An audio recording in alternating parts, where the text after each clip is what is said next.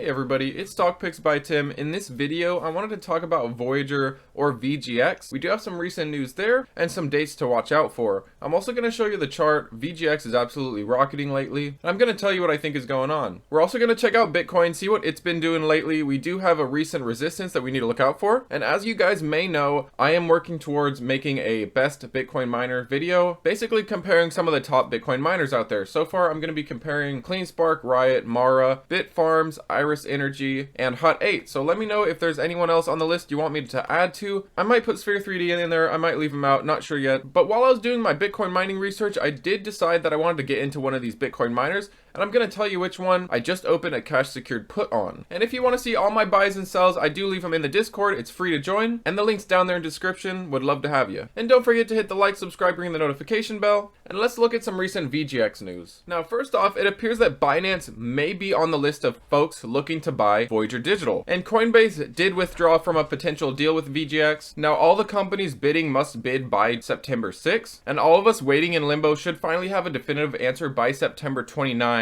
And that's when Voyager will pick their winner. Now, one thing to consider is about 22 investors have gone through and indicated that they have interest in buying Voyager Digital, but according to some sources, Binance is excited and pursuing hard, so we'll see if they actually end up the owner of Voyager Digital. So I did want to show you guys VGX on the chart. Seems like it did find a resistance right at 68 cents, and this was a previous top, so this is likely the reason. And also, of course, a spike like this usually isn't sustainable. I would expect it to fall back a little bit, and one potential pattern you can watch is this general uptrend. If we do break this yellow line, it's likely we continue further. We're probably about to break it soon. We may start leveling out somewhere in the 30-cent area. I personally think the news that came out isn't big enough to cause this to pump. I think this is all just pure speculation.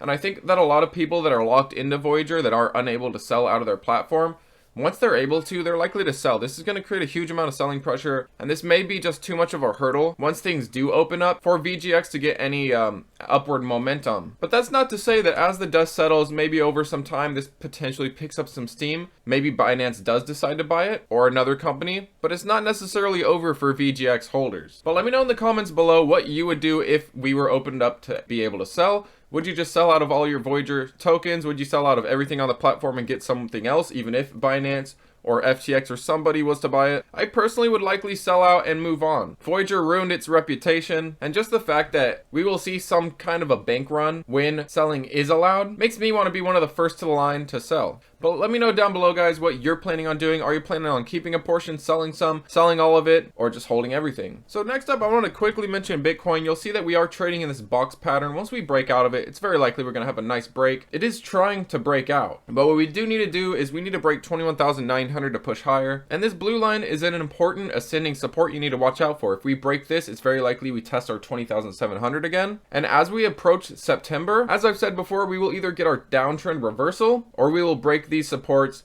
and this will become our resistance and we will continue farther down. That is the trend. It may continue. But all I know is I will be continuing to add Bitcoin. So I really quickly before I go wanted to show you guys Bitfarms and want to show you basically what I did and why. So I'm looking at this chart. We're going in this kind of ascending wedge here. We may break this support, but we also have $1.20 as the next support, and then $1.10, and then about $1.05. Now what I did is I sold a cash secured put, and this basically would make me buy 100 shares at a designated strike price. For me, I chose my strike price to be at $1. This paid me $8 in premium. Right now it's actually going for around $10. So for a potential $90 that you'd have to spend on buying Bitfarms, regardless of if it goes down to that strike price and you get assigned to buy those shares or not, you are no matter what going to get that premium. In my case, $8. If you were to sell this cash secured put right now, you get $10. But I find that to be a very good risk to reward. And we do have a lot of supports coming up to $1. And it has to drop quite considerably to come down to that $1. Now, I do know that their earnings just recently came out. So that was one reason that I put it all the way up to October. Because in my eyes, I should be pretty safe with that. But when you are selling a cash secured put, you are okay with the possibility of owning those shares. It is overall a bullish position. But how I figured with this is it was relatively safe. It could probably trade sideways, maybe break, come towards the next support. I'll likely collect my premium, not have to buy shares, but if I do have to buy shares, that's okay. I'll probably roll that into a covered call if I do get assigned. But if you guys are curious and want more information on cash secured puts, covered calls, the other side of options, not just buying puts and buying calls, definitely check us out at the Discord. And I will leave you guys this down below just so you can see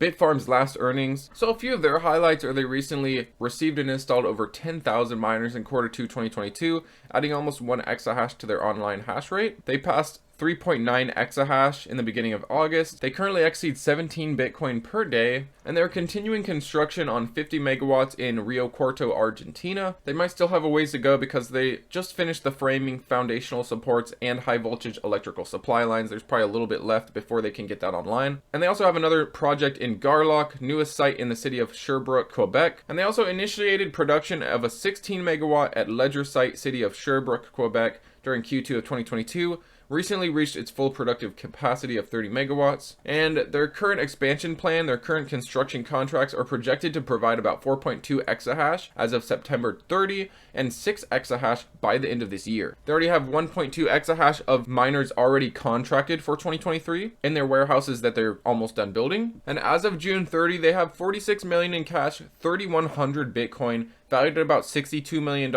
and that was based on Bitcoin's price of 19,800. It has definitely come up a little bit since then. But for those of you familiar with Bitfarms, let me know what you think down below. Why are you in that stock? I'm definitely likely to sell a few more cash secured puts on something like Bitfarms, but let me know what you've been doing lately. What's your strategy? But thanks so much for watching, guys, and have a good weekend.